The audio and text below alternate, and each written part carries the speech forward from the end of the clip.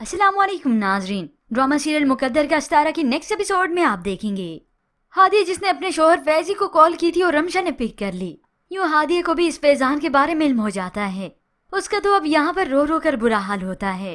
इस दौरान फैजी की वालदा कमरे में आ जाती हैं तो हादिया उन्हें उन्हीं के बेटे की करतूत बताती है, मगर हमेशा की तरह वो अपने बेटे की साइड लेती हैं।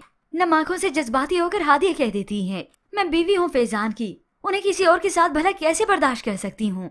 मगर उन्होंने तो बड़ी आसानी से कह दिया कि वो लड़की फैजान के दिल में उतरी हुई है। उसने बताया भी कि वो फैजान को लूट रही है, मगर इन्हें क्या परवाह। अब हादिया जाए भी तो कहाँ जाए, करे भी तो क्या करे। यहाँ तो उसकी न कोई बात समझने के लिए तैयार है और ना ही सुनने के लिए। बस सभी को अपनी ही खुदगर्जी है। तभी फैजी की उससे बात भी हो गई तो उसने साफ कह दिया, एक लड़की का शोहर उसके होते हुए किसी और लड़की के साथ अपना टाइम स्पेंड करता है, इससे ज्यादा और बुरा मेरे साथ क्या हो सकता है। फैजी जो अपने वालिद का एतमाद जीत कर गया तो वो मीटिंग पर था, मगर दुबई में वो रमशा से मुलाकात करता है और उसी वक्त उसने इतनी पी ली कि उसे होश ही नहीं रहता और यूं ही टाइम इतना गुजर गया कि उसकी फ्लाइट मिस हो जाती है। वालिद को जब इल्म हुआ वो तो गुस्से से आग बगोला हो गया कि वो तो इस लायक नहीं था, पर मैंने उसे ये प्रोजेक्ट दे दिया और वो भी इतना बड़ा, और देखा आज उसने क्या किया। मगर ये माँ तो अपने बेटे के लिए बोलती चली गई। तभी सफदर मियाँ साफ कह देते हैं, अपनी निकम्मी औलाद की करतूतों पर पर्दा डालना छोड़ दो। बीवी को तो वो लान तान करते ही हैं, मगर असल कसूर तो इनका भी है, जो अपने बेटे की मोहब्बत में आकर किसी और की औलाद की कुर्बानी दे चुके हैं।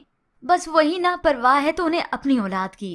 फिर यूं ही फैजी जब घर वापस लौटा तो उस वक्त भी नशे की हालत में होता है, इतना कि उससे तो ठीक तरह से चला भी नहीं गया। वो तो अपने कमरे में आते ही नीचे गिर जाता है। हादिया इसका अब ये रूप भी देखकर हैरान है। अब हादिया जो कि फैजी से बहुत तंग आ चुकी है, सुबह होते ही उसने साफ कह दिया कि मैं छोड़ दूंगी, मुझसे और बर्दाश्त नहीं।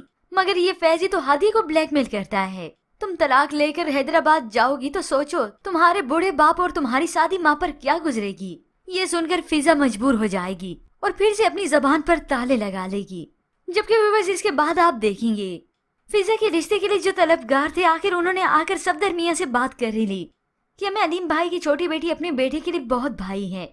ये सुनकर तो सफदर मियाँ खुश होने के बजाय बल्कि उनके चेहरे के तो रंग ही उड़ जाते हैं। अपने बेटे के लिए उनकी बेटी तो वो कुर्बान कर ही चुके हैं, मगर अब इस बात की भी हसद है कि उनकी छोटी बेटी का अच्छे घराने में रिश्ता क्यों हो जाए, मेरी बेटी का यहाँ पर क्यों ना हो जाए। होप्स अब यही सफदर मियाँ उनके बीच में कोई गलत फहमी ना पैदा कर दें, क्योंकि शीना बेगम और सफदर मियाँ में कोई नेचर का फर्क लगता नहीं। हाँ ये अलग बात है वो अच्छा होने का ढोंग करते हैं और शीना बेगम अपने ही गरूर में रहती है। पर भी बस आपको क्या लगता है कि सफदर मियाँ फिजा के रिश्ते के लिए मान जाएंगे? क्या वो निसार और फिजा का रिश्ता तय होने देंगे? इसके मुतालिक हमें अपनी कीमती राय का इजहार जरूर कीजिएगा। मजीद ड्रामा प्रोमो के लिए आप देखते रहिए उर्दू टीवी।